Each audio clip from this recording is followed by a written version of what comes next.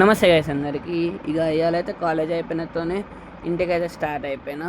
ఇక లాల్ బజార్లో బస్ వస్తలేదనేసి ఆకలి అవుతుందని ఒక సమోసా అయితే తినేసి ఇంటికాడ బస్ స్టాప్ కాడ అయితే దిగేసినాక మా మోనాడు అయితే కలిసిండు. ఇక తమ్ముడు అయితే వచ్చిండే ఇంటికి తీసుకోవడానికి. ఇక వీడే మా దిల్లిపాడు అందగాడు మా గల్లీలో అయితే. ఇక లియోన్ అయితే కట్టేసినారు ఇవాళైతే, ఎందుకంటే చుట్టాలు వచ్చిండే ఇంటికి, వాళ్ళ మీద అరుస్తుంది అనేసి ఇక కట్టేసింది అమ్మ. ఇక ఫ్రెష్ అయ్యి మా వదినని చూడడానికి మా అత్త వాళ్ళ ఇంటికి అయితే పోయినండే. మా వెనకాలనే వీళ్ళు తినే మా వదిన. ఇక వీళ్ళ ఇంట్లో అయితే మన ఇంట్లో కంటే కుక్కలు బాగా ఎక్కువ ఉంటాయి, ఎందుకంటే మా అత్త డైలీ వాటికి అన్నం పెడుతుంది. ఈమెనే మా అత్త. కొద్దిసేపు కార్డ్స్ ఆడుకొని ఇంటికి అయితే వెళ్ళిపోయినుండే.